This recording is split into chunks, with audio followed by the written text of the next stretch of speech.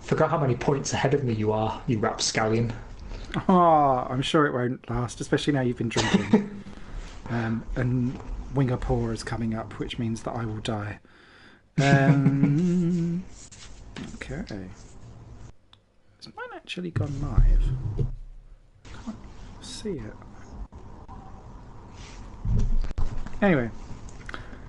Hello, everybody, and welcome. Hopefully, you'll be seeing this. You are live. Oh, good. I see it now. Yes. Yeah, I can see you. Hey, I see you. I feel you. I am you. And we are Failcast F1. There you go. That was a terrible intro. Just as failure as the rest of it. My name is Balkenberg, and alongside me, the ever-suffering but ever-amiable taco extraordinaire, Mr. Definitely Zero. How you doing? Hola, senor. I am doing superbly well. As you've already alluded to, I don't know if it would have come out since we went live. I was in the pub this afternoon, and today's beverage is rather fittingly an ice-cold can of Peroni. Because I was actually in Italy where we're racing today last weekend, and I brought some beer back with me. It's only a small can, but we'll make the best of a bad job. Does it taste different because it came from Italy, though? Sounds good. Let me tell you. No, it tastes exactly the same. It doesn't matter because beer is good anyway. And under the rules of the podcast, this obviously means that I have to get pole fastest lap in the win. Yes. Because in stark contrast to how drink driving works in the real world, for some reason here it makes us both faster. Yeah, that is true. That is true. Each sip is at least half a tenth. Now, it's an interesting track, Monza, not just for the obvious reasons, but long-time viewers, if we have any left, that we haven't scared away with our bad puns, will recall that over like the first 4 or 5 years of this podcast, I was atrocious at Monza.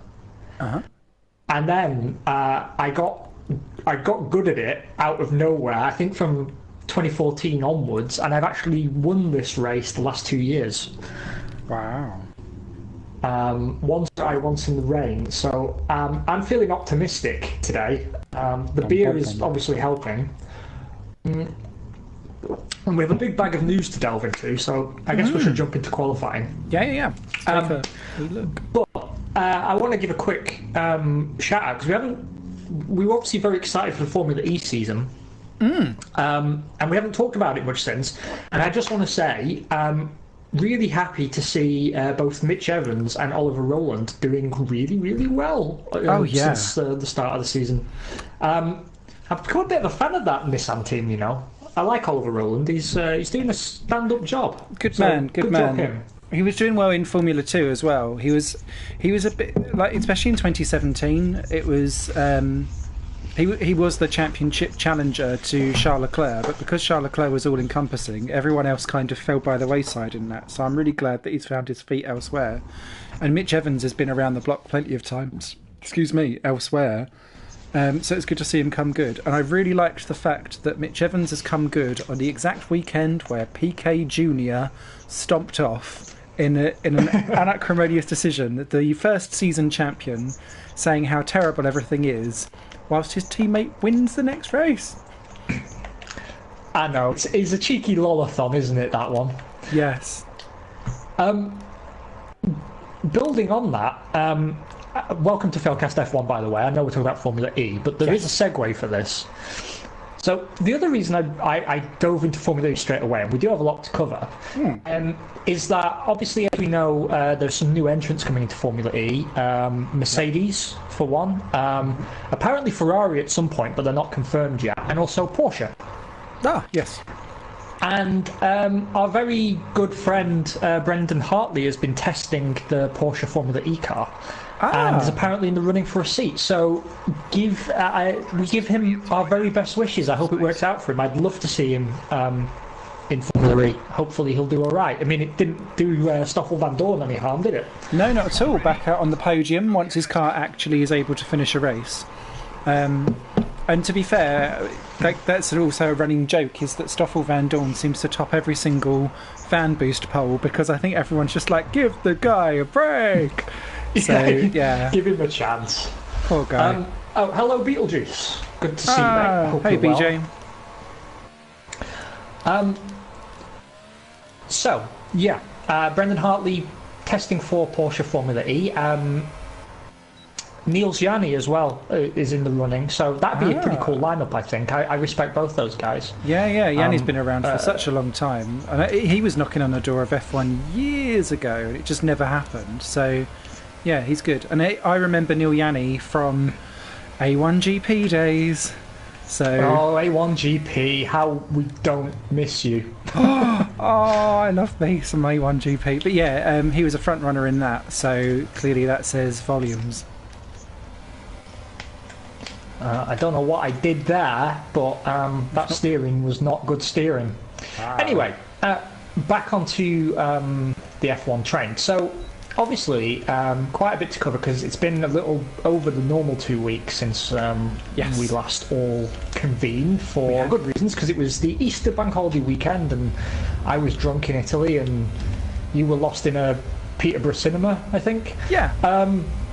Saw Shazam, by the way. It was quite good. Oh, that's on my list, actually. I do want to go see that. It's proper late 80s style, superhero movie, so it's not like po-faced, so yay.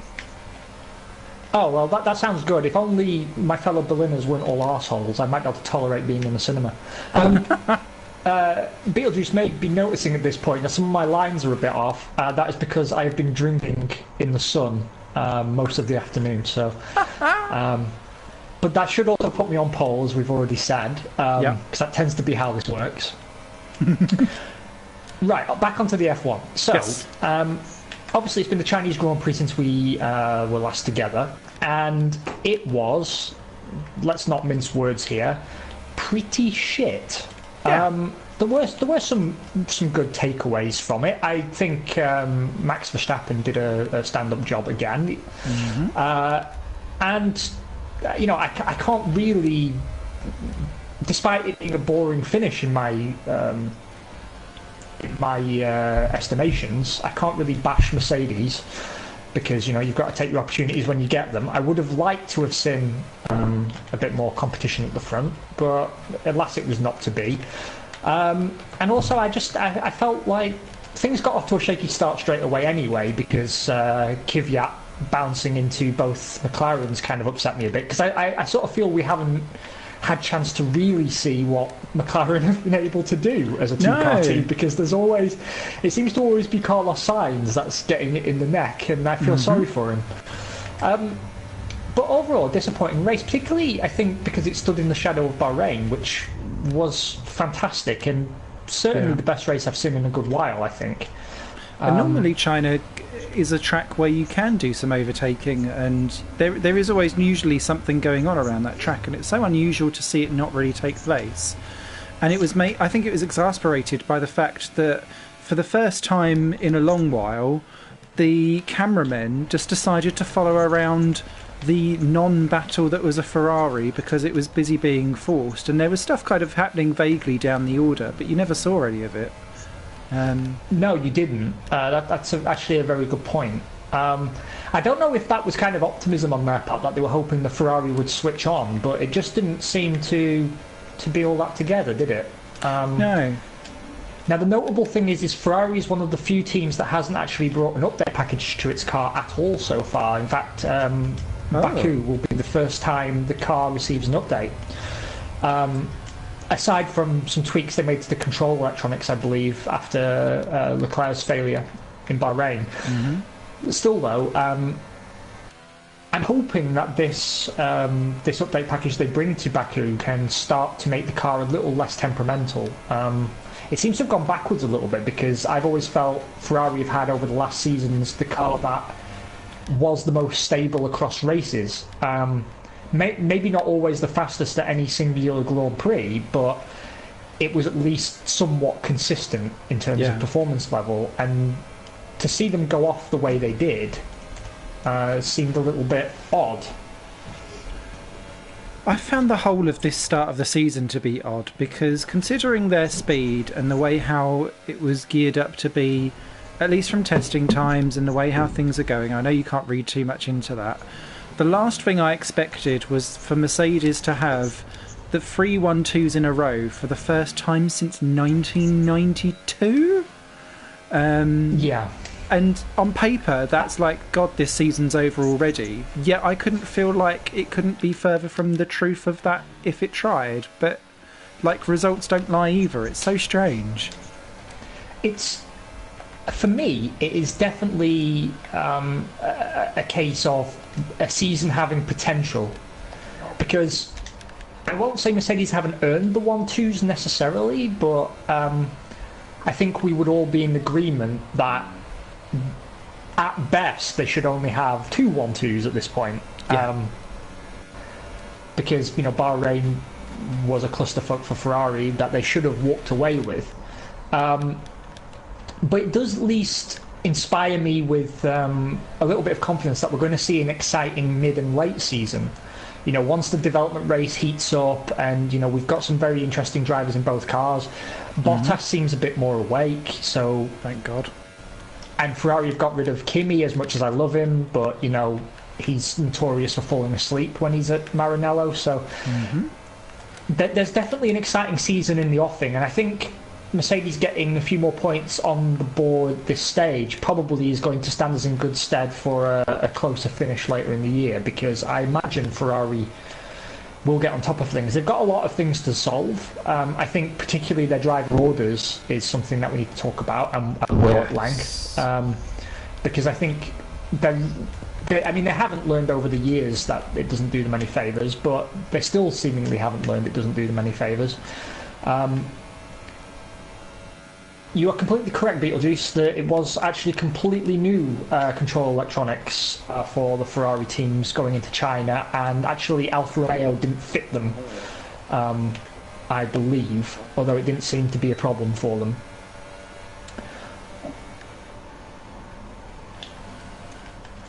So rather than just tackle the big hitters straight out the gate, because there is more to be said on both these teams, I do actually want to move down the grid a little bit and start by talking about the arseholes.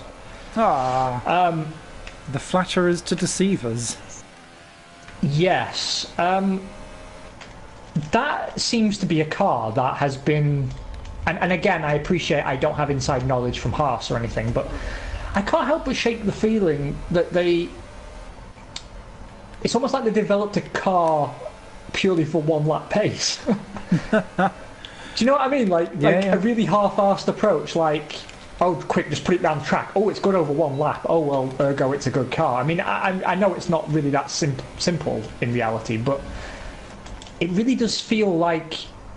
I mean, that's not an easy problem to solve, I don't think. No, and so having with a very tiny bit of insider knowledge from the Haas team, what they're saying about the whole tyre temperature thing is their issue, and I've been privy to some of the team radio that goes on after races and during sessions and stuff, because people were busy venting in the chat that I'm in, and essentially it is all around. There is such a tiny window with that car where the tyres work, and they can't seem to switch it on and keep it in that window, which is why it has perfect pace for one lap, because you can manage that, but then you can't keep it in that window and keep at pace at the same time, which is why you then start to overdrive and fall back a bit. Oh, Stoffel, you twit. To the pits for me. And that's why they seem to just fall off the back. And it's literally like half a degree here and there. But that's enough to basically... at the end of China, Broman's comments on the team radio was, this car is amazing if it wasn't for these fucking black things that are on the bottom of the car. And he was like, I'm really sorry, but it's just, you can't drive around this at the moment. So I don't know if that then becomes a setup and a balancing issue or something like that. But it does mean that they're at a loss and they haven't worked it out, and it will continue to be an issue because it's not. We're now starting to see that it's different types of tracks that this will be a problem at. So I don't see that being a fix, like you say, coming anytime soon. That will be simple. Yeah, well, Gunther Steiner actually said that they expect to have a really dire Azerbaijani Grand Prix. Because from what they've learned about the car so far, the track really doesn't suit them. To be honest, I don't want to go too much down the Schadenfreude route, but it is kind of the shake-up that I think Haas needed. And I'm wondering if... Because, like, everyone knows my problem with Haas was never that, I hate them, I don't want them to succeed or anything. My problem with them was always that I felt they undermined the Constructors' Championship and its integrity, right? Because I sort of felt, fine, buy your car off the shelf if the rules allow it, but people who do that shouldn't be reaping much, much greater success and reward than teams that are still actual constructors. And I know it's kind of hard to police that. You can't apply a weight penalty or anything, and I wouldn't approve such a move, but I was genuinely concerned that Haas were being almost too successful. And I was worried about particularly teams like Force India and Williams. And Force India has indeed gone a little bit closer to Mercedes, actually. Now, Mercedes were very quick to say that, Racing Point Force Badger Stroll, their relationship with Mercedes is nothing like the Haas relationship in terms of scale and how interwoven the outfits are. Yeah. But still, that's... we're already seeing teams like Toro Rosso trying to phase out technical director positions. They're starting to buy as much as they can from the mothership team. And I'm just worried that we could end up setting ourselves on a road to having 3-4 viable constructors that are supplying the rest of the grid. Yes. Which dovetails quite nicely into my big read of this last week, which is on motorsport.com, and it's from Stefan Johansson. And so Stefan Johansson is currently in day 2 of a 4-day column where he is pitching ideas to radically change from the ground up Formula One. Because he's basically said it's boring as fuck. What are we doing here? What are we doing here? Racing or ping pong? And so he's like, there's loads and loads of issues and stuff like that. And this whole thing about B teams and B spec stuff is something that he tried to tackle both yesterday and today. Because he's like split it up into different sections. So yesterday he was talking about the technical and commercial aspect of it, and today it was all about like actually what is it like at a race weekend and how can we change that kind of stuff. And what he was saying was that actually if you look under the bonnet of some of the stuff that people spend absolutely millions on for no particular reward, the vast majority of people, if you painted it all white and put them next to each other, would not know the difference anyway. So why not go down the route of not necessarily having B-spec teams and getting supplied, because that does create this problem of tiered constructors and relationships, but actually have a specific supplier, i.e. Dallara, like what they do with IndyCar, and have standardised parts that come across, and then the constructors work essentially within the parameters of certain points that they can change. And what he was doing was tying that up with 2 other ideas, which was remove it from being an aero-based formula, so that if you reduce the aero but then put the focus onto this is how you produce energy, it was like he was basically giving an IndyCar Formula E baby, but it was around thermal energy, not battery energy. And instead of doing aero, it was going to be like increasing the amount of power output that you can get, because if you increase the power to like what it was in the 80s for the turbo era and reduce the downforce to that level, but allow constructors to play around with how efficient the energy can be but give them no cap on limits, then in theory, it would mean that you'd have cars that are all over the shop. You could still be individual in the way how you build your car, because you would have like a team design and how you'd want to go about doing stuff, but it wouldn't necessarily matter and affect the racing because it's not aero based. And it's an interesting concept. I'm still wrapping my head around it, but his way essentially was to remove this A-B tier structure of constructors by outsourcing most of the aero development to the FIA, essentially, who would then put in a party that was independent to give those parts out. I kind of get what he's getting at, but it sounds too much like IndyCar for my liking, where people are buying the chassis stock off the shelf and they have a choice. Well, they used to have a choice of 3 different aerial packages to change how the car looked, but essentially they should all perform similarly. I don't like that. It's always been an engineering formula, and I appreciate he's trying to keep an engineering element to it. But for me, like, part of my passion for the sport is seeing what the teams do, and yeah, maybe your average layman can't tell the difference between the chassis, but I like to think that actually I could tell you which car was which. Probably it was easier in previous years because certainly like 2012, 13, 14, there were two or three different nose concepts being played around with. Because I always remember Force India having the fat, chunky noses, actually, and I always thought surely that would be inefficient, but the cars did okay. But certainly there's some cars, at least, that I'm certain I could identify in a neutral livery. The Red Bull, the McLaren, the Mercedes, and the Alpha, for sure. Yeah, I was going to say the Alpha, definitely. And, you know, that's kind of what he's alluding to in some ways, kind of what we have now. Like, the FIA set certain parameters. And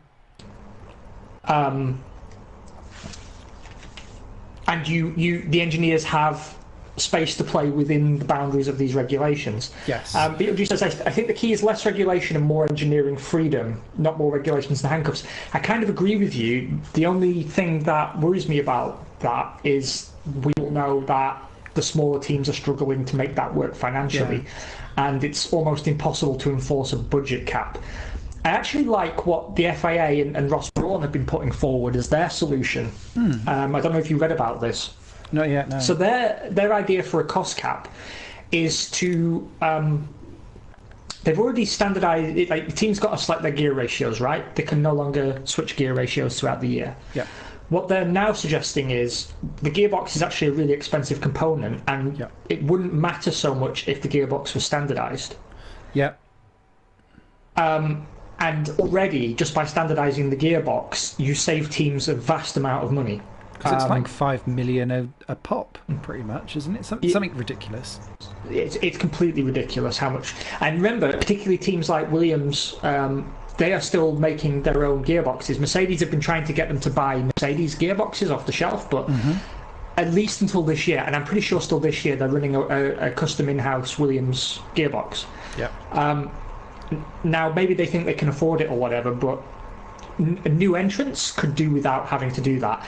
And even buying one off the shelf from one of the engine manufacturers is not necessarily going to save you a vast amount of money, whereas a standardized spec part, all the teams purchasing power together would bring the price down. I certainly think that's one option. I don't think and they've already moved to standardized engines now, right? That teams are all supposed to receive the same spec of engine. Yes, you can't have different specs for different teams. Yeah, no, that's true. Yeah, because which is already good. Honda are bringing their update for Azerbaijan, and that's coming for both. And, you know, I used to hate the idea of spec tyres, but actually having a controlled tyre, I think, has had some benefits. So I think, give more engineering freedom in terms of, certainly the aero, although I know that causes trouble because sometimes being too aero focused does cause a loss of entertainment value in the racing. So I mean, I'm not an engineer, so I don't really know the best way to tackle that. But So I think, you know, there are parts that matter that I think the team should be manufacturing themselves. And I think, you know, the monocoque, the wings, you know, the aero devices, those should be manufactured in-house within a certain set of parameters defined by the FIA. You know, normally they decide maximum width, depth, height, and surface area, and, you know, whether it's movable or not. And then within that boundary, the teams can do whatever they like. And that's always, I mean, some people would argue that it can inhibit the racing, and I would agree that to a certain extent it can, and it can inhibit creativity, but I think also it's enabled F1 engineers to really show their mettle, actually. And there's been, down the years, a lot of very innovative ideas that have come to the fore out of loopholes in regulations. You know, I always talk about Harvey Postlethwaite and his, you know, slab-sided noses, or Adrian Newey with the Leighton House, where he basically cut a V-shaped groove underneath the nose section of the monocoque.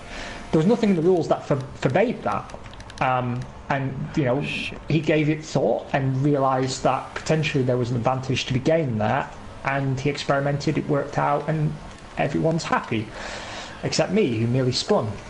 I missed corner one, so I've got to go around again. So that's fine. What I guess my riposte, well, not riposte for that, is if F1 is trying to, because so one of the other things that Stefan Johansson was talking about is political correctness is ruining the sport, and I was like, I agree with you there, although you can't all be like rose-tinted 80s Murray Walkerisms. But so what he was saying was that if F1 is so determined to be like politically correct and relevant to manufacturers, being an aero formula doesn't actually give manufacturers like something translatable, and so pulling it away from being an aero formula and working from the ground up to make something that still looks aggressive and sexy and allows for engineering and design like fluidity, but it needs to have something else that can be like translated over, which is why I was talking about like thermal energy recovery and stuff like that, because it would be things that you could work on and then show that you're world relevant, and then you can like brag about efficiencies. The other thing he was talking about as well, just whilst it's in my head, was putting in a minimum and a maximum downforce cap. So it was basically to put sensors onto the wings, very similar to how you do it with how engines are regulated now. In the, you know, like, do you remember last year in Austin, it was Ocon and I think it was Sainz that got penalties because their energies went over like a certain bip by hitting the curbs at the exit of turn one. If you can do the same for traffic.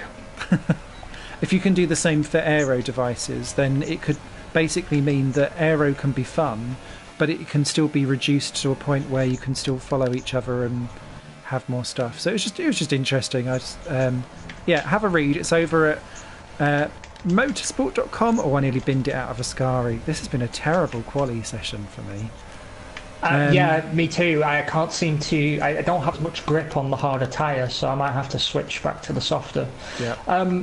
Beetlejuice points out, quite astutely, I feel, that what you're basically describing sounds a lot like LMP1 class.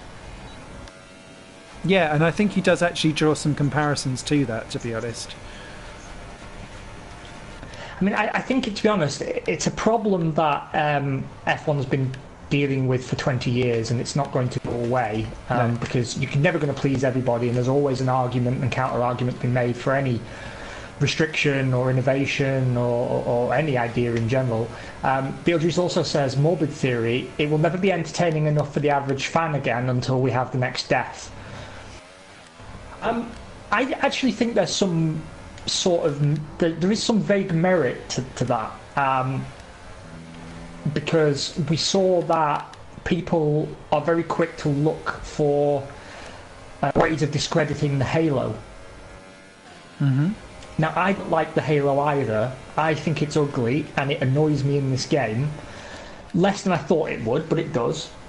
Yep. However, I would not advocate for its removal, because I honestly believe, particularly Charles Leclerc or Fernando Alonso, they are people who could very easily have been quite seriously injured were it not there. Yeah. Yeah, exactly my position, Beetlejuice. He says, I don't like it, but after Spa last year, there can't be a discussion about its usefulness anymore. Yeah, completely concur. Yeah, I agree. But plenty of people were, freeze-framing video footage from these events and trying to say, well, actually, it doesn't matter, the Halo wouldn't have helped because actually it was the roll bar or whatever. But no, I'm sorry, once you start seeing impact marks on the Halo, you could argue all day about whether it would have hit the driver in the face, but I think we can all agree it's better it hits the Halo than there's a chance it hits the driver in the face. Yeah. Yeah, no, I agree with you. I agree with you, Beetlejuice. It's just, it feels like a conspiracy theory that people were circulating at the time, and I was pleased to see a lot of F1 journalists actually, particularly Andrew Benson, to come out vociferously on those people who were commenting on his articles and stuff and saying, no, it simply is untrue. Charles would have almost certainly been seriously injured had the Halo device not been in place. It's beyond dispute. But to go back to your original point, I kind of agree that people sort of feel the sport is neutered by them, and a lot of people were put off by the hybrids as well. I mean, I'll be honest, I missed the engine sound, but as time goes on, I think F1 has been vindicated by the move to hybrid technology, because you see, the big sports car manufacturers are actually beginning to utilise hybrid technology in their sports cars. And, there's always been this argument about being beholden to manufacturers, and I don't like a grid that's made up too much of works teams, like manufacturer-run works teams. Yep. But by the same metric, we can never get F1 off the drug that is manufacturer money. No. There are very few companies out there that produce solely racing engines that I think have the financial backing within themselves to develop the kind of engines that the current formula demands. And we could argue that we could simplify it, but I'm just not sure. I think F1's always been about pushing the limits of innovation, and sure, you could argue, well, Neil Brown Engineering produces racing engines. Surely, they could do something, and Formula One could work with them on it. But the ones with the incentive and the budget, 99% of the time, are going to be the big car manufacturers. Yeah. Either because they want to increase the prestige of their brand and thus sales, or they want to have a sort of a test bed for new futuristic technologies that are pioneered in racing and then later make the transition to road-going machinery. And I don't think we'll ever get F1 off that.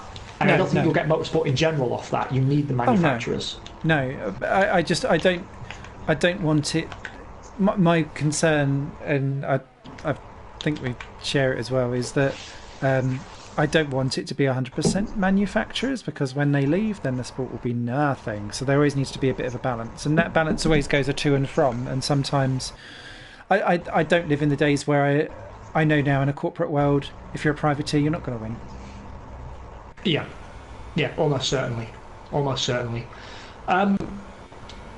I'm quite a bit slower than you, however it's not reflective of my actual pace, because I got caught in traffic twice and I don't want to put any more laps on my tyres. I'm currently half a second clear of Hulkenberg and Grosjean and 6/10 clear of Charles Leclerc, so I'm thinking that I'm probably safe, but I don't know.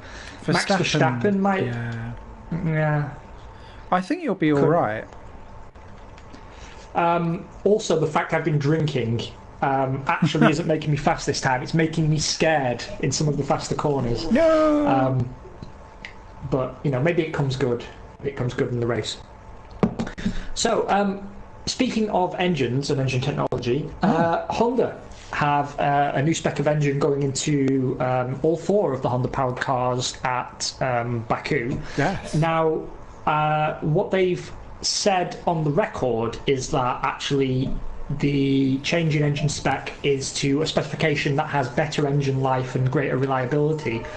But they did also say they expect to see a small performance gain. I don't know if they're downplaying it. A Brit that gets scared when drunk, you'd make a rubbish football fan, mate. Yeah, I know, I'm a disgrace. But to be fair, normally when I drink on stream or before stream, I'm super fast. This is true. I actually drove Monza about a week ago in career mode. I'm trying to finish season 2 so I can start streaming again with season 3. And for the first time, I actually had a lot of problems with breaking traction and spinning into the barrier at Monza. And I've not had that before. And so now I've had a few drinks, I'm kind of feeling just... Basically, I don't want to crash out on the stream because it's annoying when we have to restart. So, yeah, I'm hoping I get brave in Q3. I'm hoping I get brave. But what you're seeing right now, actually, is a display of hairy-chested bravery because I'm risking it for a biscuit and not going out again for another run, hoping that Hulkenberg, Grosjean and Leclerc don't find half a second in the back pocket. I was actually hoping it would rain. I don't know if the weather's... It's dry for the race. God damn it, because if it was going to rain, then I think I'd be in with a good shout. So yeah, and I don't want to repeat myself too much, but I've been very impressed by the work Honda have done last year and so far this year. Yep. I think for all his foilables and faults, Verstappen's doing a great job. Alexander Albon is blowing me away. Yes, big fan. He was essentially the best thing about the 1000th Grand Prix. Yes, he was. Yes, he was. And we will definitely boomerang our way back to him because I do want to talk about him personally at some length. Danny Kvyat's looking better, and I don't think he was to blame for the Turn 1 incident personally. No, and that penalty was redonkulous. Yes, it was. I don't know if it was just habit. You know, like, I do wonder if they just gave him a penalty because it's him, and already Helmut Marko's filling out his P45. Just it's instinctive. It's like a reflex, you know, in your doctor's office where it hits your knee with that hammer. So I don't want to blame him too much at all, really, because I thought he overall has had a great start to the season. So props to Honda, first of all. I think they've figured out a lot of the gremlins. I think actually the Red Bull Honda partnership looks to be a healthy one for all concerned. But I do want to talk some more about Pierre Gasly. Because he had a little bit of a better run in China, but he's still, to my mind, unacceptably slow. Yeah. Now, apparently he's just not comfortable with the car, but, you know, duh. The question then becomes, with Kvyat being experienced and seemingly having his head screwed back on, and also him sort of putting his stamp on Gasly a little bit in Bahrain, I think. Yep. But also with Alex Albon overachieving. I mean, not just delivering, but I would certainly say he's overachieving. Yeah. How long do you give Gasly? And we're going to repeat this question in a different context later on. But and this goes out to you as well, Beetlejuice. How long do you give Gasly to come good? Because at the start of the season, Christian Horner had actually said, well, there's no expectations on Gasly for the first half of the season. But then already, even before we finished with packing up in Bahrain, there was already a rumour that had apparently come from a source within Red Bull that they were thinking of swapping Kvyat and Gasly around. Such musical chairs, but yeah. Yes, and I don't know how much merit there is. Yeah, I agree. Christian Horner doesn't decide these driver moves. No, you're completely correct there, Beetlejuice. It would probably be a helmet Marco helmet kind of thing. But there is a legitimate question buried within there because, you know, personally, I think any reasonable team principal would give him the benefit of a season, right, while you work out the kinks with Honda. I mean, even with only Max Verstappen delivering, the midfield's so tight that you've probably got a good run on third in the constructors anyway.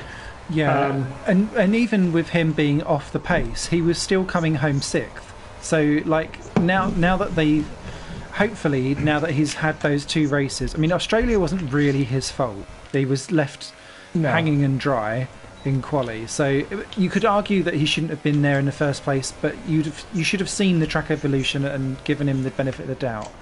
Bahrain was just trash, whereas at least in China he was ahead of the midfield, and even if he just brought it home in 6th position all of the time, like, that's not horrific. Particularly when you say, if you're working out the kinks with Honda for a 2020 attack, then that's not so bad. But then if you don't see that gap closing, and if he continues to finish in 6th position, for me, if he's still there round 11, round 12, then there's no harm at all in giving Alex Albon or Daniel Kvyat the half of the season back again, depending on which one's still alive in that seat. I would see it probably going... It depends. So if Gasly is having an absolutely torrid time,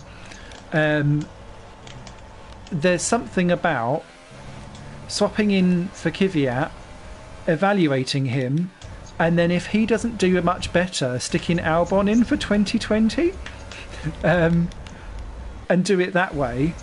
Because if Albon continues to impress, they've exhausted their driver pool anyway, so you might as well stick Albon in and say screw it. I don't see it being quite as easy the other way round by putting Albon in first, because Kvyat is then you're dealing with damaged goods for the next season on, if they still think of him like that, and I'm not sure if they do or if they don't. Well, I mean, Red Bull are still talking about potentially pulling out and moving to hypercars in 2021 anyway, so, you know, outside that rumour mill is promote Albon, release Kvyat and Gasly at the end of the season, and wind up Toro Rosso. But, Beetlejuice asks, how important is Gasly to the Honda relationship? He's got a few questions about our overall theme, which is how long does Gasly get? And I want to come back to your stuff, Simon, in a bit. If RB switches drivers this season and then promotes either Albon or Gasly back next year, will they lose credibility to attract anyone? I think that ship's already sailed, to be honest. Are they willing to limit the risk? Willing to risk that with a limited talent pool in their ranks now? Also a good question. To my mind, and to build on what Simon said, I actually agree with roughly what you've said there. I'd probably give him a little bit longer, maybe even till Monza. And if it's just not working, if it's not coming good, then by all means, I don't see any harm in giving someone like Kvyat or Albon the last few rounds of the season and just gauge them against Verstappen. And you can gauge them also against Gasly's early performances in the season. And then you can make an educated guess going into 2020 as to who's your best bet. Because as we've seen before with Red Bull, how someone drives at Toro Rosso is not necessarily reflective of how they drive at Red Bull, because it's still a different car. And if Gasly really isn't improving and your position in the constructors looks fairly secure, then there's absolutely nothing lost at all in giving someone like Albon a shot for the last few rounds of the season, and then at least you know where you stand a little bit. There's also a history with Gasly that he is a slow burn to get going, a bit like, dare I say, Jolyon Palmer. Took 4 years to get his GP2 championship, had a year and a half in F1, was getting better, but didn't have enough time to do it. Gasly, very similar in GP2, was not really massively competitive. Then it clicked all of a sudden with one win, and he couldn't stop winning after that. And I get the feeling with Gasly, in a similar way to last year where he had one amazing result and coasted off it, perhaps he needs that one good result to then build the momentum on it, but you can only wait so long for that in a top team because you're judged by your troughs, not by your peaks. Yeah, I mean that's very true in Formula One. You're only as good as your last drive, really, aren't you? Bill just makes another good point. The other problem they have is that they've never really had a driver of the caliber of Verstappen before, so he's quite a rough benchmark to be up against. And you'd need a championship caliber driver in car 2 to see them sort of evenly matched. I think there's sort of an argument there that I agree with. But also, plenty of people rate Verstappen way above the level of Ricciardo. I'm not one of them. No. But Ricciardo was capable of beating Verstappen, whichever side of the fence you come down on. Yeah. I would certainly rate Ricciardo as a championship credible driver, but plenty of people don't. I'd also add into that. Sorry to cut you off there, mate. I think the more the point is that Gasly needs to be showing he can at least get closer somehow. Because Verstappen is showing that the car is clearly capable of the performances he's getting out of it. Now, no two drivers are identical, but you'd expect Gasly to be a little bit closer as the year goes on, and maybe even occasionally pip Verstappen in qualifying in an ideal world. But I guess we will see. And he shows it sometimes in practice where he can actually, particularly I'm thinking Australia, where he was ahead of him in a couple of the practice sessions. So there is a bit of potential there. The one thing I did want to say was that, just to dive back to what Beetlejuice was saying, there's also, for me, with Ricciardo gone, and he went because he could feel it becoming Verstappen's team, how much of it's Verstappen's team is coming into play in how Red Bull deal with Gasly as a whole. So I wonder how just like the subliminal setups of that is, because Gasly strikes me as a driver that needs to feel love, aka Brotas and co. And if it's not emotionally going his way, he might not be able to perform. It sounds more sadistic and sexual than that meant to be, but you know what I mean. No, I'm with you. I think this is one of those situations that we're going to talk about more and more as the episode goes on. Actually, because we are getting into a very. It's an old school Formula One style, actually, where a lot of teams have run a sort of, not necessarily one-car teams, but they've had a clear team leader. And it went out of fashion a little bit. Certainly, I think McLaren is the exemplar of the bigger team that certainly in the 90s and early 2000s didn't really operate that way. I mean, I think most people would say, okay, Hakkinen was better than Coulthard on balance, but Coulthard was still winning races. He was still allowed to race. They were still fighting and qualifying. And, you do have to wonder how far a team is going to go to compromise themselves in order to maintain that. Because, there's a lot of conspiracies going around about George Russell and Robert Kubica at Williams, for example. That Russell's getting favoured treatment. Now, the pragmatist in me would say, well, that's probably just smart decision making at a team with limited budget and parts. To be honest, give it to the guy who's got two functioning arms is probably not an unreasonable. And the champion.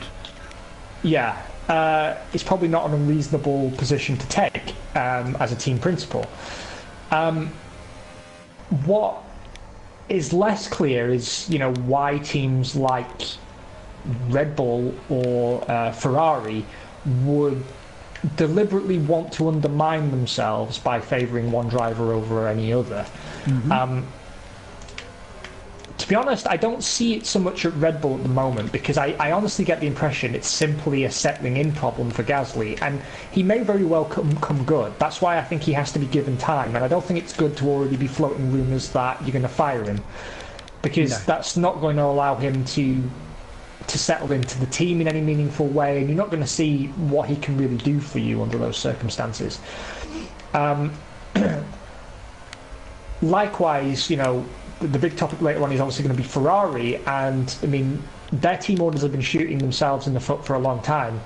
And sometimes I understand why team orders are given, but there's a part of me that would like to see them banned again. Because not only does it compromise the show for the fans, but it actually, a lot of the time, the teams end up shooting themselves in the foot.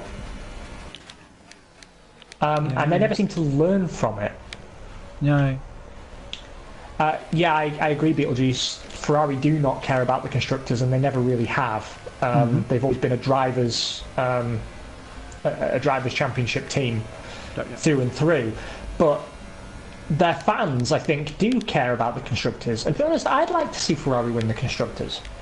I think Ferrari has been doing a lot right for a good number of years now, and just hasn't been able to capitalise on it. And I like to see,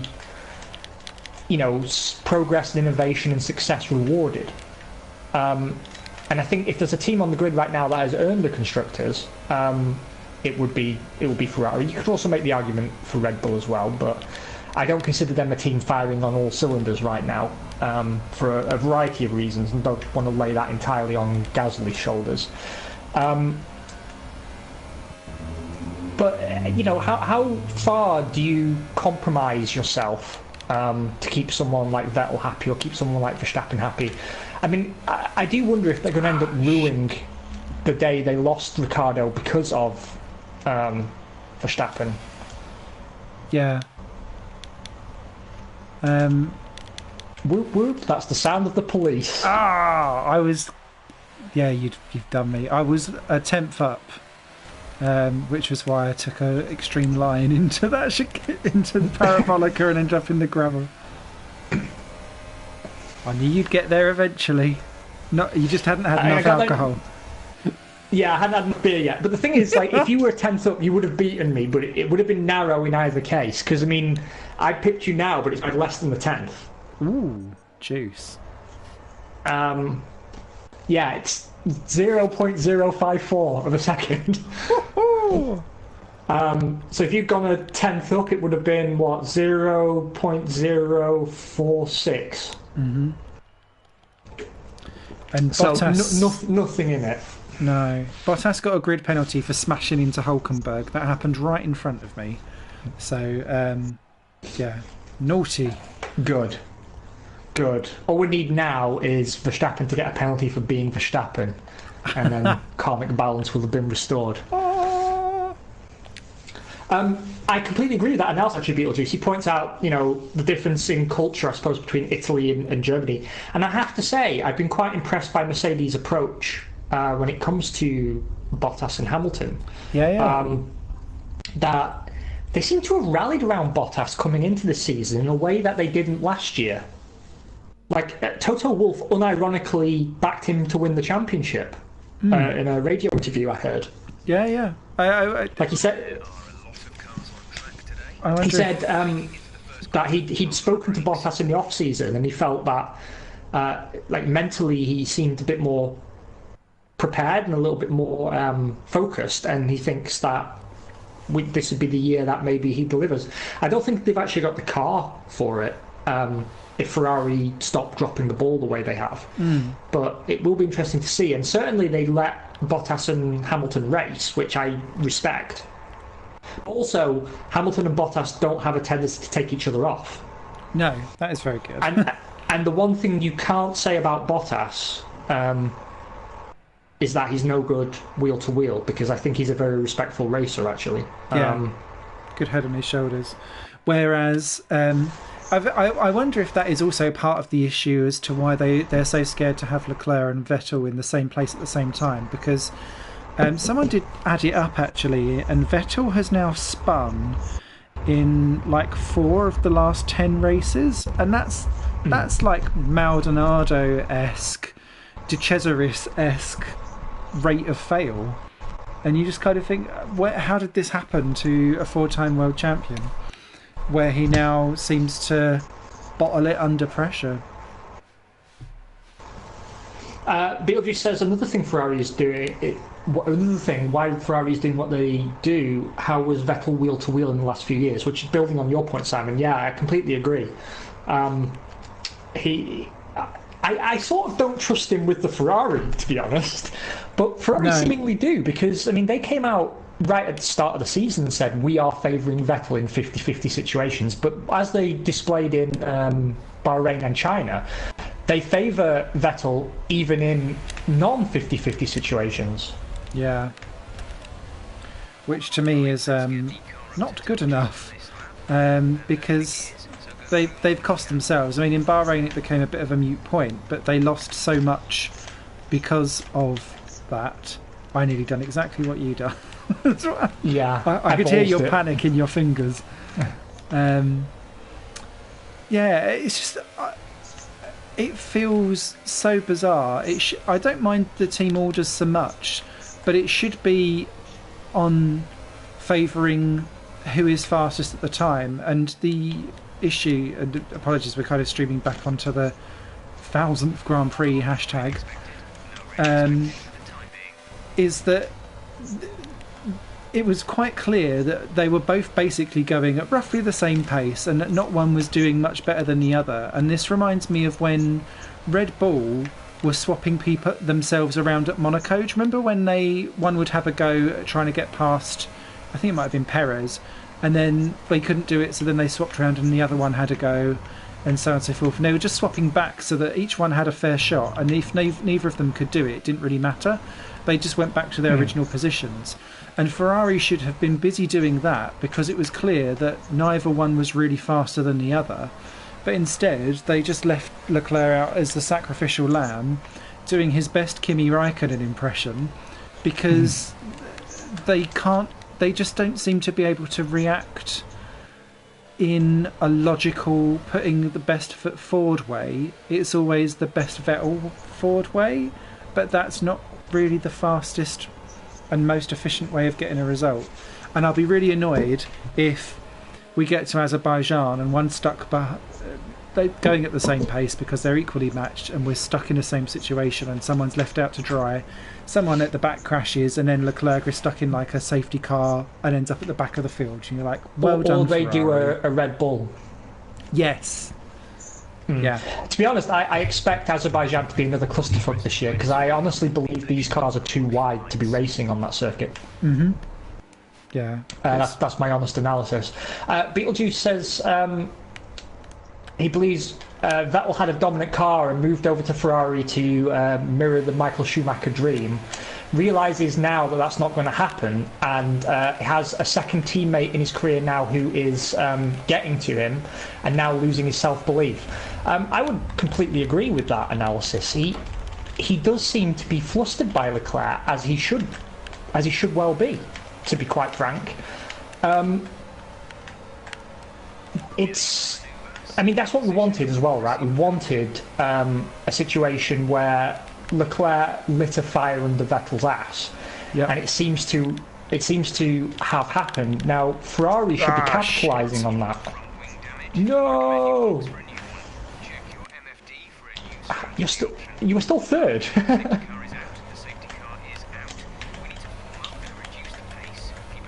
Okay, that may have been me being such a twat trying to rejoin that I've caused a safety car, but that's worked quite nicely.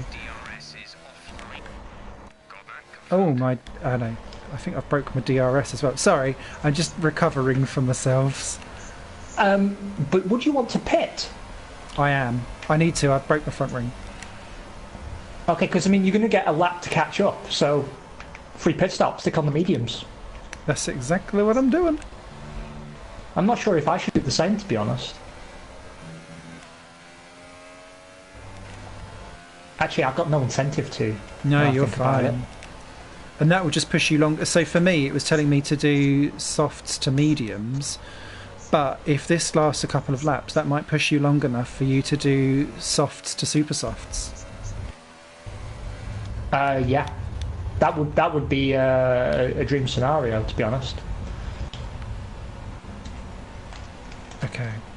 That was entirely my fault, that crash as well. I was too busy overtaking Vettel that I forgot that Kimi Raikkonen was in front of me, and I just ploughed into him like a twat.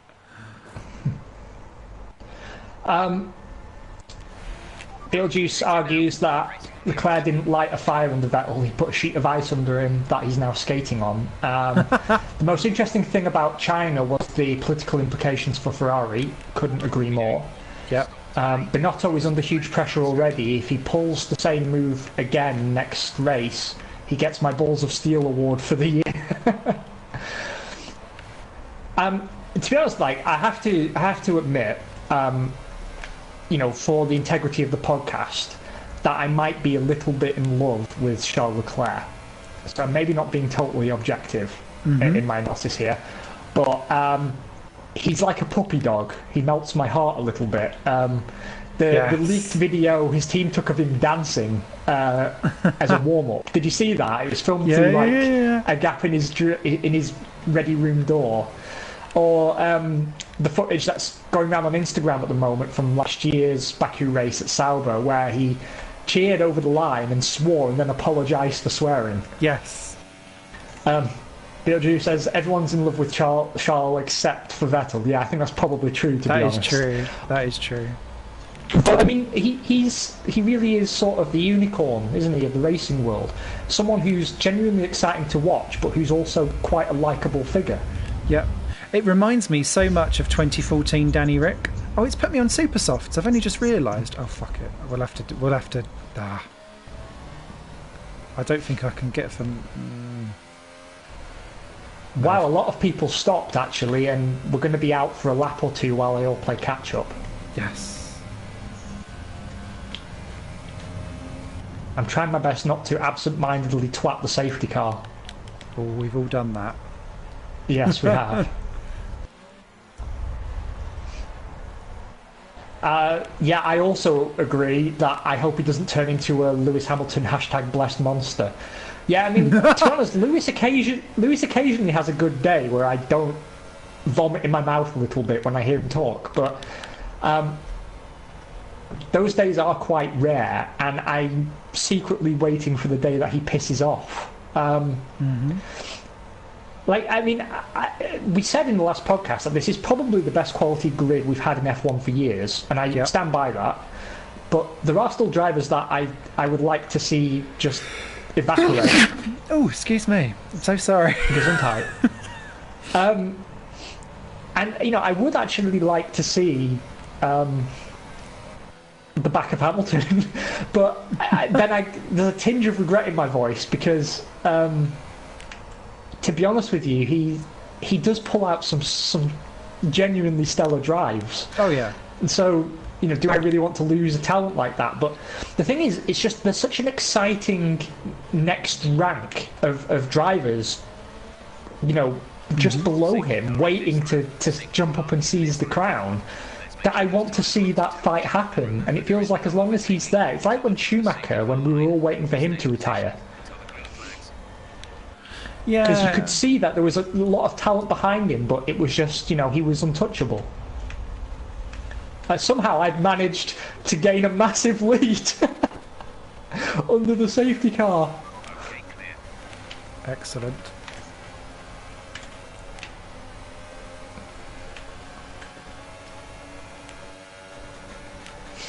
That's true. That's true. No one really has stepped up to seize Hamilton's crown. Oh God, I've gone wide. But I was hoping Ocon would be the guy to do that. But the thing is, I wouldn't actually at this point replace Bottas because I think he's still very young. I think we forget how young Bottas still is. Actually. Yeah. And he's starting to mature into sort of that confident, experienced driver who's got used to life at a top team and can maybe start delivering. And I think he'd make a decent team leader should Hamilton actually decide to go off and start his burgeoning hip-hop career. And I do wonder, actually, whether or not they're thinking Ocon 2021, Hamilton off doing said music career. I also wonder, though, I mean... Because I think if Hamilton were to retire, it would be 2021, because I think he sees a chance to equal Schumacher's record. Yep. As long as this formula is maintained. Do you think he will sit out another season? Talking about Ocon. Possibly, because what I find interesting is that he's not being linked with the Mercedes Formula E drive. That is a good point. Like, I've not seen anywhere any mention of him being involved in that. It's what, Gary Paffett and Stoffel Van Dorn. Yeah. Do you know, whenever I hear the name Gary Paffett, I've been hearing it so long that I imagine him looking like Gandalf the Grey. But actually, he's not that old either. He's always been a test driver. Yeah. Like, I was surprised how young he is. He's not done particularly well, though, so maybe it could be Paffett out, Ocon in, potentially. But then and Van Dorn will be an interesting lineup. Very true. Oh, Verstappen.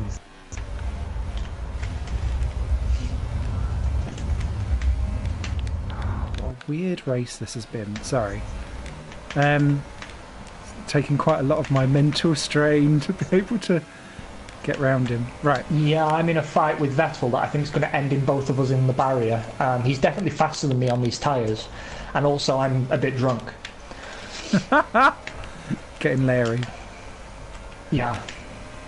God, I can't believe the straight line speed differential. I must be running way too much downforce for Monza.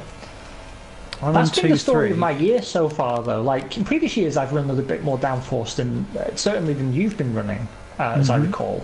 Yeah. But it's always kind of paid off. But this year, I seem to be suffering for it. I'm very excited for the new game to see how that works out. Yes. My aim is to drive next year's season with my wheel, but I'm still far too slow with it. I find the car easier to control when it's going to break traction. Like, I can save spins that would be inevitable on the controller with the wheel, but I'm still way slower. I've got a lot of adjustment to do, I think.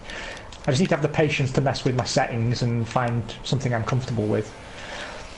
I end up having to spend an extra 150 quid on a special rig to strap it to because strapping it to my desk was just super uncomfortable. Anyway, we're not here to talk sim racing, we're here to talk Formula 1. Yes. There is more to discuss. Now, Robert Kubica in the news again this week, saying that his exact words were, "Everybody at Williams is a victim." And that also the blame for how badly the team's doing can't be laid squarely at Paddy Lowe's door, and I agree it can't. But he is the head that has to roll, I think. Given that both cars built under his stewardship have been absolute dogs. And they've been a step back on each other, which is quite unusual. So I think, that is the time that you have to step aside. That's not to say he can't, build a good car in future or under different circumstances, but as it stands at the moment, he's out of there. George Russell elaborated a little bit more as well, saying that he actually thinks the car would perform better if he drove it at 98 or 96% of his ability. Because he feels that in his effort to overcompensate for how poor the car is, he's driving at his maximum, which is arguably what he should be doing, but it's damaging race distance performance by taking too much out of the car. Interesting. I've never heard a driver talk quite in those terms before. There was some similar discussion, I suppose, when we first moved to high degradation tyres, but it was never quite like, I shouldn't be trying my best. It was more sort of, I need to adjust my personal style to make the tyres work for me. But for him to say, well, I feel like I should be kind of lifting off the limit a little bit, is definitely unusual. And that would be setting alarm bells ringing even more if I was in charge at Williams. Now, why is this especially interesting? Well, it's even more interesting because both drivers are kind of, in a subtle way, talking the team down, but in a sympathetic way. They're not saying that the team is irredeemably bad or, beyond repair at this point, just that, they're down on morale and things aren't working the way they wanted. Now, the other thing about Williams, and the reason they're in the news right now, is that apparently Nicholas Latifi's dad wants to buy the team. Another Canadian with lots of dosh. Yeah, and I wanted to get everyone's hot take on that because the idea of Williams not being in the ownership of the Williams family just seems inherently wrong. That said, I don't think Claire Williams is the right person to be heading the team up anymore. I think her track record started out really good and she impressed me initially, but I think her decision making has got progressively worse down the years. And credit where it's due, she's done great work on the commercial side and she's been able to replace the title sponsor. And she was doing a great job as a commercial director of the team prior to becoming deputy team principal. So I wouldn't knock her credentials in that sphere, but the team does seem to be in freefall a little bit. Now, she does have a brother, as we saw in the Williams documentary. Locked up in a cupboard somewhere. Yeah, they lock him in a cupboard like Gollum and only let him play with the team's old cars. And I don't know, presumably there's a good reason why the team was put in her hands and not his. And I'm sure it's not just acrimony. I imagine, maybe Frank deemed him to be the wrong person for the job. And if that's the case, fair enough. But, at that point, you've run out of candidates, I think, within the Williams family. Yeah. So, at that point, do you consider it? Or do you consider, do you think Williams could sell up? Ah, fuck it. Wing again? Yeah. Vettel moved over, but I thought it was lag because he was dropping off a bit, but he wasn't. He was actually there. So it's okay. New front wing and medium tyres, and I can go again. You should be able to go to the end actually on your medium, shouldn't you? Yeah. It's only 2 laps earlier than what it was going to be anyway. Oh, that wasn't how you should take a Scari, but fuck it. That's been my attitude all the way through this Grand Prix. And it's given you a little bit of a breather whilst I hold them up gently. I'm in this lap. I don't know if they'd actually do it, but almost certainly. Yeah, I agree. Williams will never be what we grew up with. Yeah, I agree. I don't think Formula One as it is now, or as it's ever likely to be again, is a formula that's conducive to a privateer team winning. I don't see them ever being championship contenders again. And to be honest, I feel almost the same about McLaren, despite the genuine progress they've made. I'm not sure. There was a great piece on this in Autosport. Yeah. Entitled "McLaren Flattering to Deceive." I've not read this yet. Oh right, well I won't spoil it too much for you, but the gist was that we shouldn't read too much into what seems to have been an encouraging step forward, and its reasoning seems quite reasonable. I also still think that their obsession with IndyCar and Fernando Alonso could still be the F1 team's undoing. Also, they're releasing a new GT car this year onto the market, which presumably they'll want to enter in motorsport as well. And apparently it's not just Zach Brown, it's coming from the McLaren board that they're serious about IndyCar, and it will be an in-house McLaren racing effort. Oh, okay. So I do sort of think that they're clearly gearing up to move one way or another. What I find interesting is they've shown no interest in Formula E, but I think I know why. I think it's because they also feel they can't compete there. Whichever way you cut it, even though they don't have much experience, in recent times with IndyCar, McLaren's a big fish in the IndyCar pond right out of the gate. Yeah. Because it's primarily privateer teams. Whereas in Formula E, they'd be going up against, Jaguar, Porsche, Mercedes, potentially Ferrari before too long, Venturi. Oh, come on, who's the other manufacturer? Nissan. Yeah. Citroen are in there with DS. Oh, yeah, I forgot. Audi are in there. God, there's a lot of manufacturer support actually in Formula E in terms of works teams and powertrain providers that you kind of forget actually how healthy that grid's looking right now. but at any, by any stretch of the imagination, I think entering there is a scary prospect for anybody right now. So I'm quite impressed to see people like Mercedes and Porsche taking the plunge. Will there ever be a grid beyond 20 cars, or is that Formula E's limit like self-imposed or otherwise? I actually don't know. I don't see why they shouldn't allow more onto the grid, but I don't know if it's a logistics issue because obviously the majority of the chassis are all produced by Spark and they've got control electronics. I don't know how it all fits in city centres as well with the amount of like space they've got.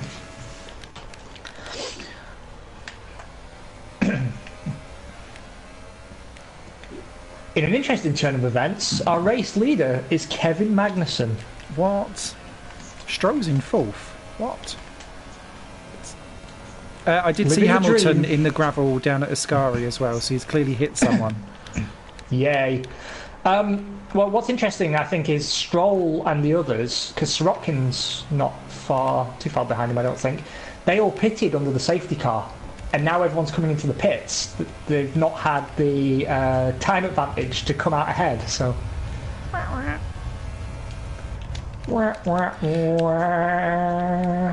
That's another thing I wanted to bring up from the Stefan Johansson stuff that I was bringing up earlier. He was arguing that because pit stops are so quick, they're not nearly as strategic as what they used to be. So why not put people back onto one person per tyre, make the pit stops much longer, so that actually this whole strategic thing of the top six get a pit stop advantage over the rest of the field, pit and have their own mini race, no longer becomes viable anymore, because then you've really got to think about where you pop out into traffic. And I quite like that idea in theory, even if I would miss the beauty of watching a pit stop unfold. I'm going to have to disagree with you in a rare turn of events. Because if you extend the length of a pit stop, it extends for everybody, and there's literally no effect over race distance, I suspect. On top of that, you'd be arguably extinguishing jobs.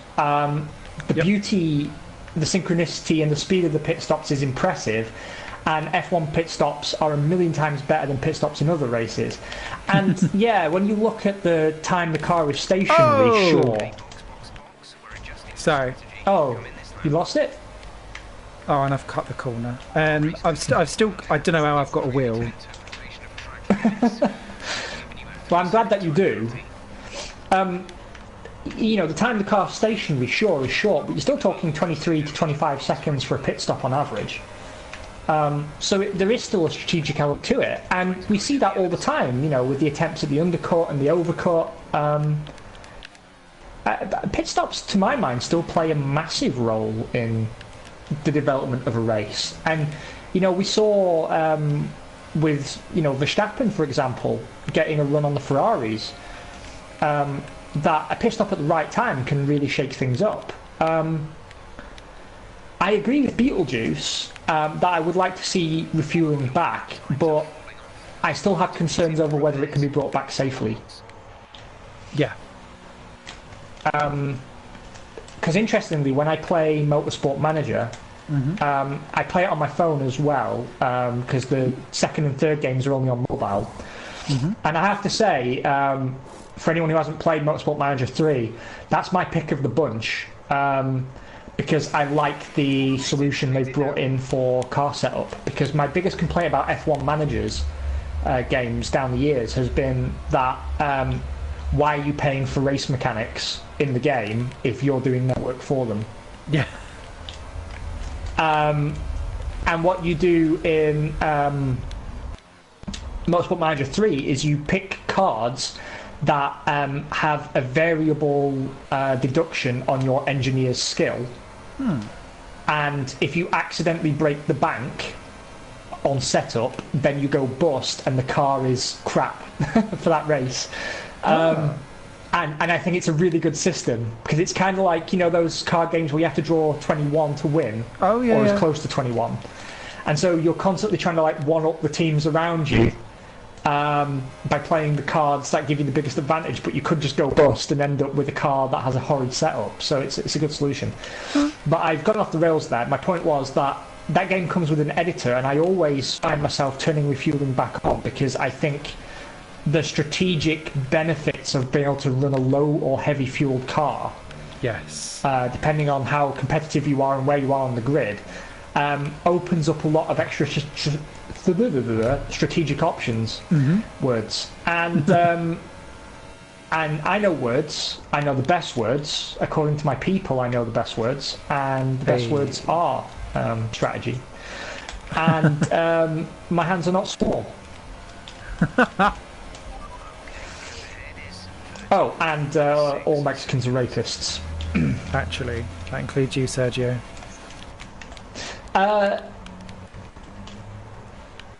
Yes, I'm with you, Beetlejuice. I just want Grand Prix World back. This is the argument. I actually watched a podcast we did from 2013 where I was making this exact argument. Like, because you and I had just played that horrific F1 Manager game on Steam. Do you remember it? Was it Racing Manager 2012 or whatever? God, that was and a pile I was of saying, shat. like, it's not hard. It's not hard. Just take Grand Prix World and bring it up to date. Bring it up to date and add TV-style cameras back. Like, that's my one disappointment from Motorsport Manager on PC. Like, I think they got so much right. I mean, I miss having real sponsors and real engine suppliers and real drivers, but I understand why they're not there, and I can live with the fake ones. But what I don't like is that the racing still feels a little bit artificial, and it's probably quite hard to get by that when no one's driving. Yeah. But still, like, I was impressed that, you know, you did see drivers of different skill levels taking slightly different lines, which I was happy to see. Because that way they're slower in an organic way, and not just because the game is sort of applying a penalty to them. But, you know, TV-style cameras and better sponsor negotiation, more realistic sponsor negotiation. That's the one thing that Grand Prix World, I think, did really well, because it was kind of a black box. You were making progress, but it was inconsistent progress, and it was kind of, to a certain extent, intransparent, which is kind of how real negotiations go. You know, when I have a negotiation with a new supplier in my job, you can leave, you know, thinking that went really, really well, or really, really poorly, and it's not necessarily reflective of the deal you get. So, yeah, I'm all for that. Anyway, went off on total tangent there. Point is, I'd like to see refueling back. Yes. I would actually. I think it does add a completely different element of strategy. I miss it. If I get the option, I'm in my Motorsport Manager career playthrough, of which I'm now on like episode 130 something. It's like the never-ending thing. I've got refueling in, as well as and I've got all of the options on, just because it makes it much more fun for me. I've even got reverse grids, which I don't like actually. No. And to be fair, I did vote that out, but it keeps on getting overturned. But yeah, it's I do miss refueling. I don't want the drama that comes with it in terms of the safety aspect. And if there was a way to not have that, that would be amazing. I know we're not here to review video games anymore, which is actually how this podcast started, as the Betacast back in like 2010. Yes. This was originally a video games podcast, and then we realised the people who were coming to watch were actually F1 fans and wanted to hear us talk about Formula 1. Which is actually, I mean, I think I love Formula 1 more than video games. That probably worked out in my favour. But a quick thing I want to say is, given how well Motorsport Manager did and how much money they made off it, I've been disappointed that they've only been releasing mobile games since. And what I'm waiting for is Motorsport Manager 2 on PC with a multiplayer option. Yes. Like, they haven't announced it. I'm not even sure if they're doing it, right? And it doesn't even have to be like full grid multiplayer. You know, just let you play against one other person, because I think what they're scared of is having enough people online to complete a grid.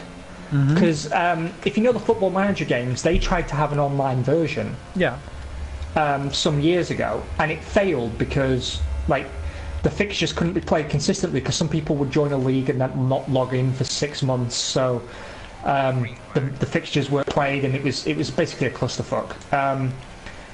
But why can't you have a private game? Like Civilization takes 1 million years to have a multiplayer game of in most cases, or like Crusader Kings or whatever. That takes literally 1 billion years, I think. Stellaris is another one. Yeah. But these grand strategy games still offer you the chance to play those games with your friends, and that is what F1 has been really missing, like an in-depth, meaningful multiplayer management game. Because the stuff you get online is well made, but it doesn't scratch the itch for me. And I don't like they keep pushing fantasy F1, and I have zero interest in any of that whatsoever, and it just doesn't interest me. So I would dearly love that.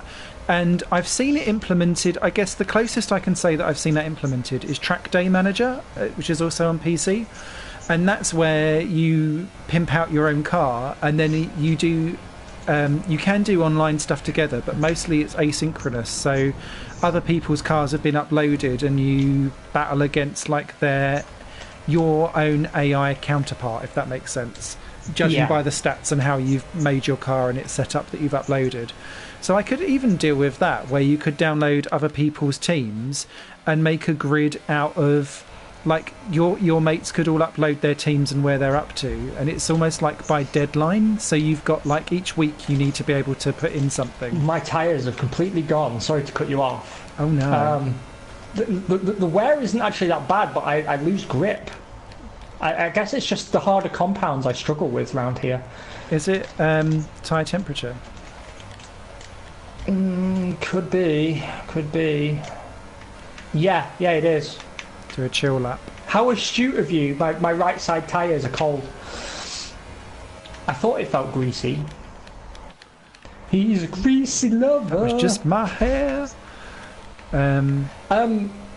Yes, Beetlejuice, I do play Paradox games, and I love them very, very dearly. And yes. Actually, that's why the demographics on my old YouTube channel, Norway was my biggest audience, actually, because I played Hearts of Iron 4 as Norway, and Crusader Kings 2 as Norway, and got a lot of Norwegians in for a Norwegian party.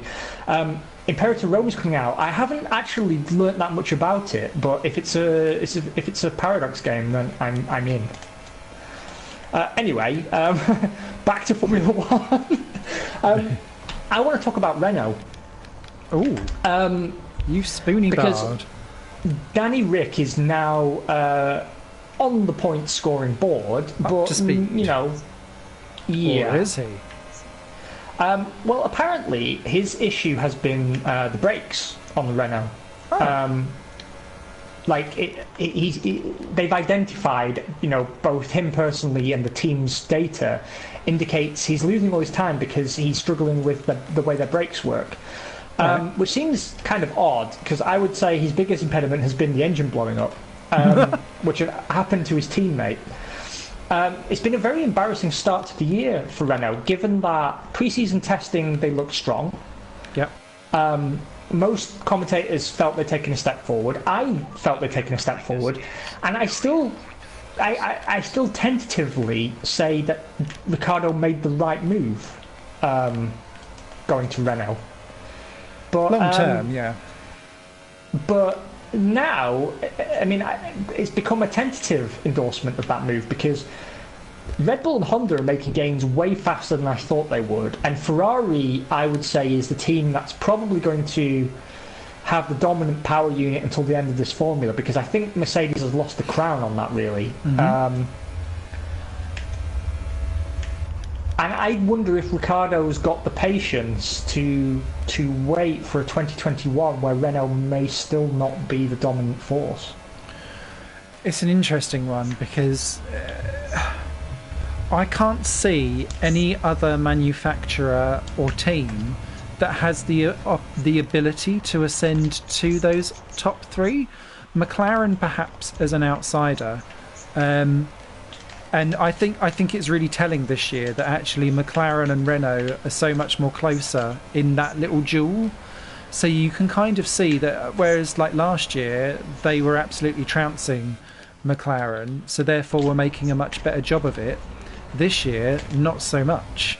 And I think that battle and also their development over the course of the season, for me, will kind of make me start to think, right, do Renault have the infrastructure in place to really ever make that ascendancy?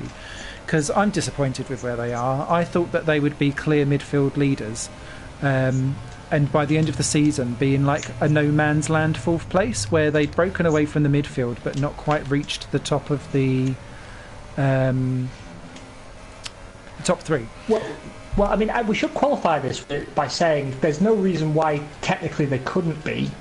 If they managed to develop the car in a very stellar way. I mean, Force India have demonstrated consistently that it's possible. Oh, absolutely. I mean, like, last year's car was fucking nowhere for the first few rounds, and then, you know, boom, surprise, here we are. I think it's... Given what they've spent, given how they've expanded the team, expanded the factory, really made an investment...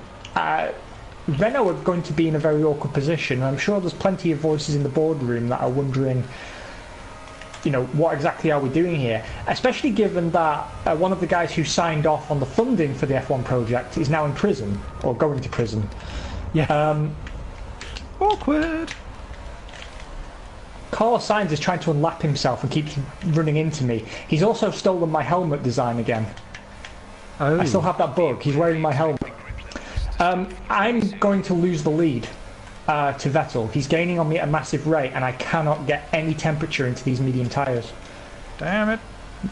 My front, right and rear are hovering constantly around 85, 86 degrees. I'm trying to push to get some temperature in, but it's just not working. And if I push too hard, the car will spin. It's so weird to have... I don't think I've ever had a race where I've had too cooler temperatures in my tyres. I have at one or two races in career mode, and it's because actually I'm not too bad on tyres generally. Like generally I can squeeze extra laps out of my tyres as a rule, but it seems in this case I'm squeezing a bit too much out of them. But I don't know what more I can do. I'm trying to push, but the car feels like it's just going to... Like, I've almost lost it 3 times already. Vettel's now up me chuff. So I don't really know what to do. There's only 4 laps left, but I don't think I can keep him behind me. We've already just come together a little bit. Like the Beatles. Did they have juice, though? Of course. Really? It's the Beatles, no? They can get whatever they want. Yeah, for me, Renault a disappointment. I need to really, really sort out in my head how they're going to make those gains. And the other thing that I found really, really interesting was Nico Hülkenberg was saying that fundamentally, and I think you may have mentioned this last podcast as well, Hülkenberg saying that fundamentally the exact same problem with last year's car is the same problem with this year's car, which is the same problem as 2016. So there's an inherent design issue that they need to work out and get over. And I'm not necessarily sure if they know how to sort it. Even if they know what the problem is, they're still not sorting it. Yeah, I agree. I mean, the one really good thing about that car is I think it's probably the best car on the grid on terms of its tyres.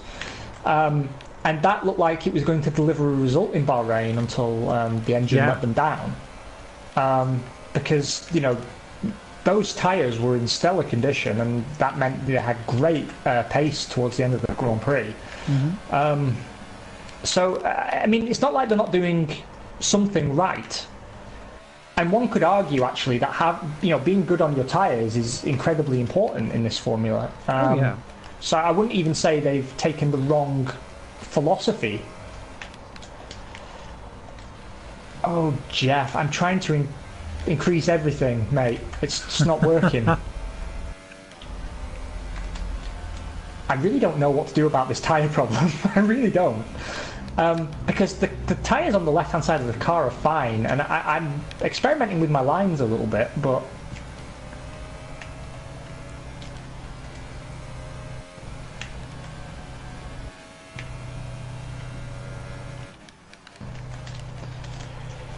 it's also affecting my braking.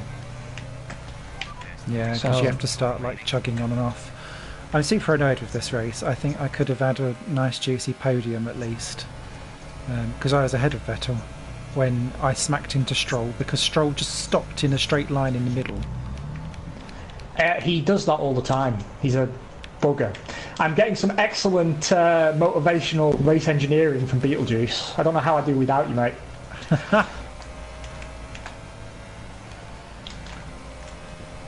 I think I might be able to bring it home first, but it'll be a very tight margin because Vettel gets past me on some of the longer straights, but I make it up in the corners.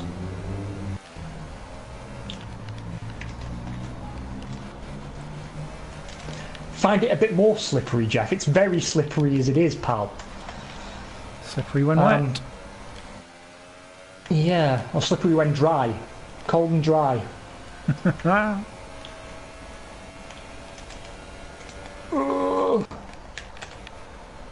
Yeah, the car's just not holding the line. But, you know, it's alright. I can always do a Grosjean.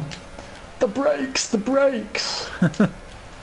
Have you seen Marcus Ericsson is doing promo for the Indy 500 and he's found Ericsson Boulevard and held up a massive sign with it on, and already what the F1 have put on their Twitter profile, they've replaced Ericsson Boulevard with what I didn't hit Grosjean.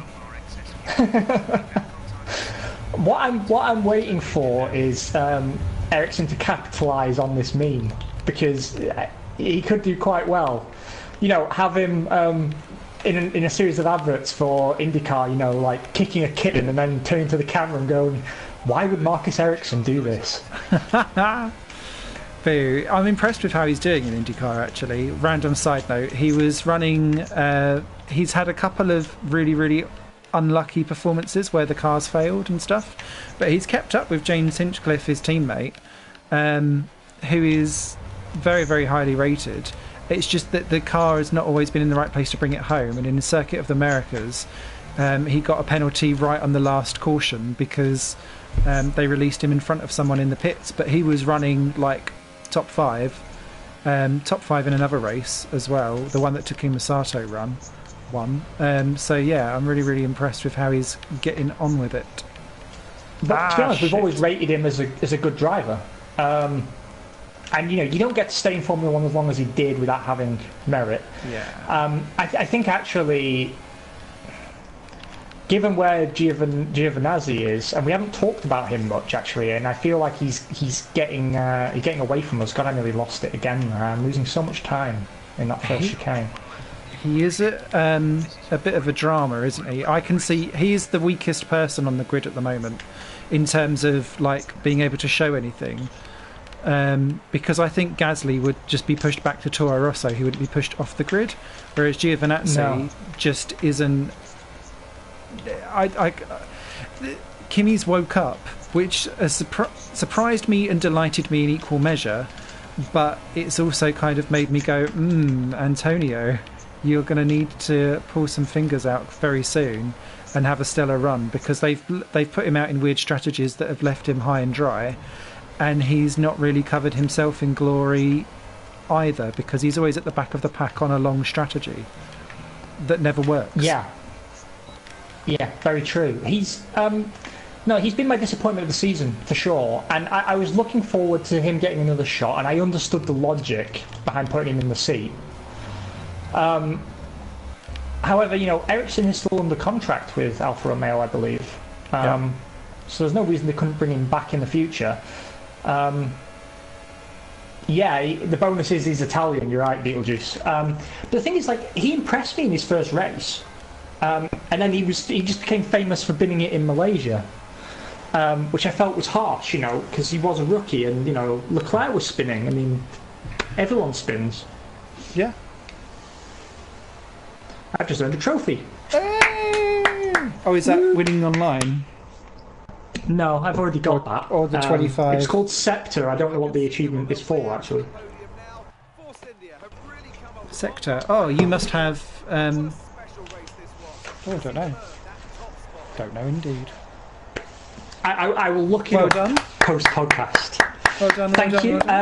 It was a very close run thing, and actually what saved me in the end was I finally got a good exit from one of the corners, and had enough ERS to bump it up.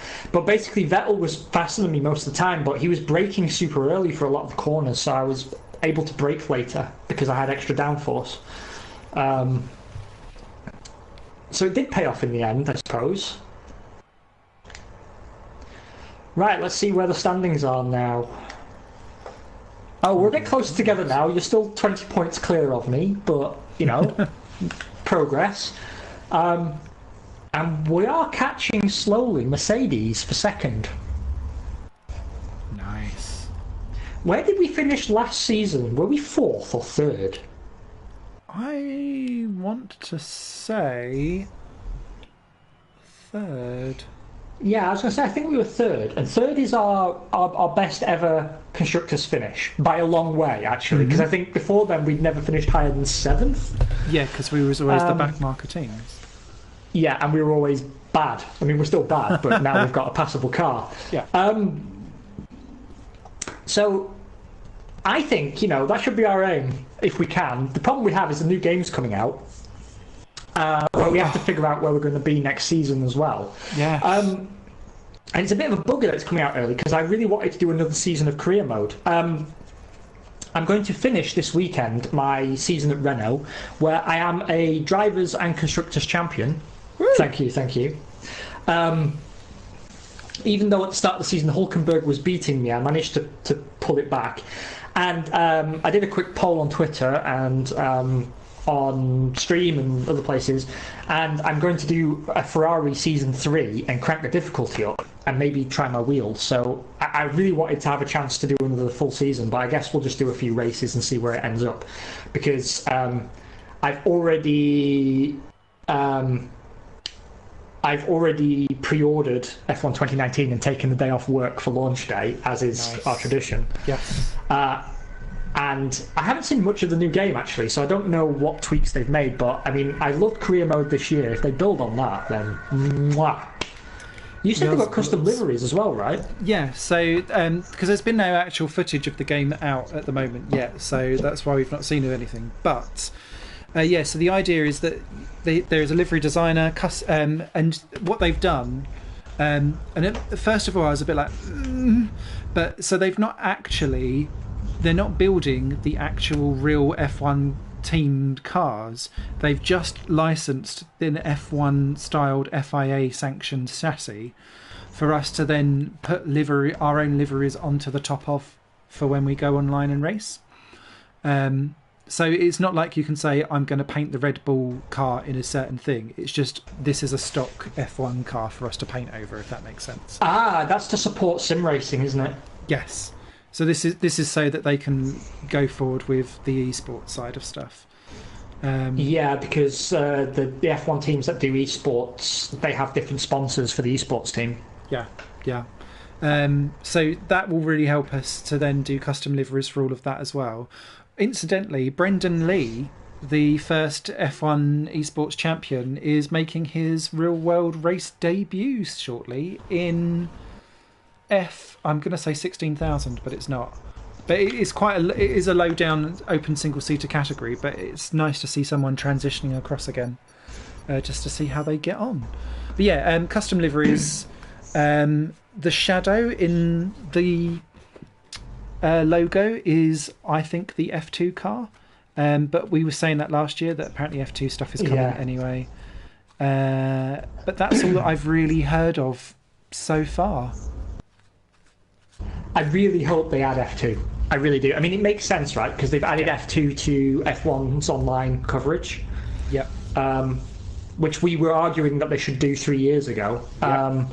And F2 is getting a much bigger following on social media and stuff. It is. I'm way more clued up on F2 than I was previously. Yes. And F2 has some great racing in it. Love it. Yes, I will this weekend, Beetlejuice. I will not be building a Roman Empire, unfortunately, because I need to replace my PC. I really do, and I'm finding it hard to motivate myself to spend the money because I don't want to half-arse it. Plus, also, like, my PlayStation solving my problems, really. because I don't have as much time for grand strategy as I would like. That's why I don't do YouTube anymore, because I barely have time to play the games, yet alone edit the footage. So Twitch has become a lot easier for me.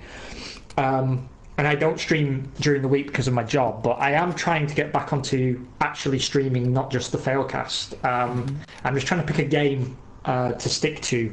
I'll definitely get back into career mode once the new F1 game comes out, if not before. But I'm wanting to stream Surviving Mars.